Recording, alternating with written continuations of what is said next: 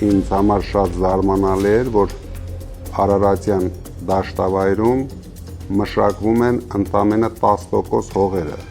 Մարդիկ չեն հասկանում, ինչպես պետք է վաճառեն իրենց գյուղմթերքները։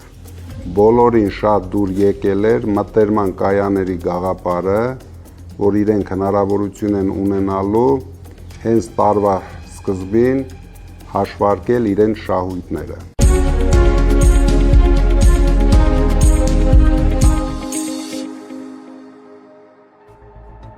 Պարոն Կարապետյան, բարև ձեզ։ Բարև Ալիկ ջան։ Ոնց եք։ Շատ լավ, դու ոնց ես։ Շատ լավ, միշտ ուժեղ։ Պարոն Կարապետյան,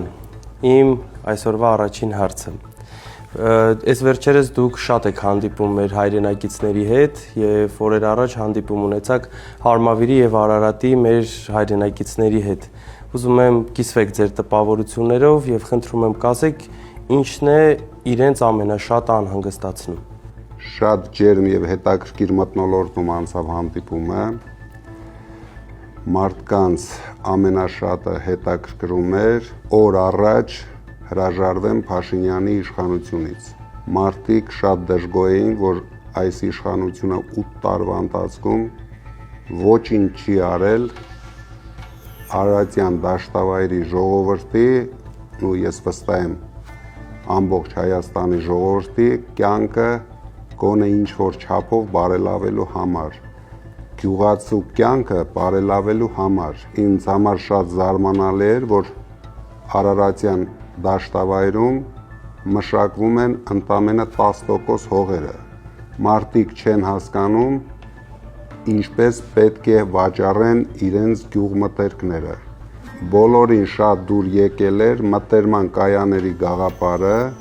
որ իրենք հնարավորություն են ունենալու հենց տարվա սկզբին հաշվարկել իրենց շահույթները։ Պարոն Կարապետյան, վերջերս թուրքական պարբերականներից մեկը իր հոդվածում գրել էր, որ այս տարի հունիսի 4-ին բացվում է հայ-թուրքական սահմանը։ Խնդրում եմ կասեք ձեր դիրքորոշումը հայ-թուրքական հարաբերությունների հարցում։ Նախընտրական փուլում բոլորը, թե Թուրքիան, թե Ադրբեջանը նախընտրական նվերներ անելու են Փաշինյանին, մենք դա հասկանում ենք։ Քանի որ դրանից է կախված Փաշինյանի ընտրվելու հնարավորությունները։ Թուրքիայի հետ մենք ունենալու ենք նորմալ հարաբերություններ,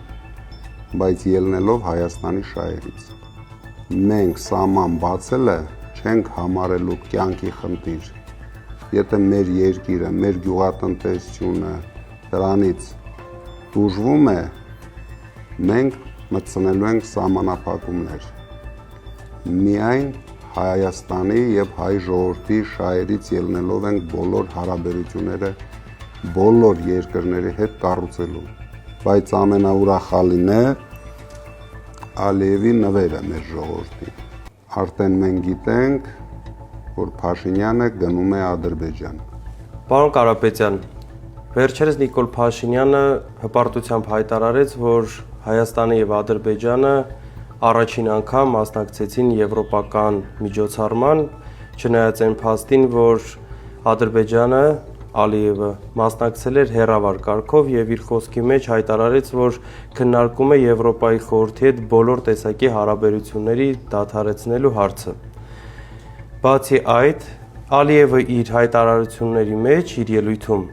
Արցախի ղեկավարներին անվանեց ռազմական հանցագործներ, իսկ Արցախի ժողովրդին անջատականներ։ Սակայն Նիկոլ Փաշինյանը որևիցե արձագանք չտվեց։ Ինչպես կմեկնաբանեք այս ակնհայտ հակասությունը, պարոն Կարապետյան։ Դե ես այդտեղ հակասություն չեմ տեսնում։ Դա վերջին տարիների մեր իշխանությունների ապրելակերպն է։ Երբ իրենց ղեկավարը այնտեղից հայտարարություններ է անում, իրենք ընդամենը գլուխները կախ պետք է լսեն։ Խոսելու իրավունք չունեն, այդպես է դրվածքը։ Ալիևը իր ելույթում ցույց տվեց, որ իր համար բացարձակ նշանակություն չունի եվրոպական ղեկավարների ներկայությունը Հայաստանում, միևնույն է ինքը պլանավորում է 300,000 մարդ տեղափոխել Հայաստան, իսկ Փաշինյանն էլ ցույց տվեց եվրոպացիներին, թե ինչքան կռուտոյ շեֆ ունի ինքը։ Շատ լավ, պարոն Կարապետյան։ Շնորհակալ եմ, ձեզ լավ օր։ Ձեզ։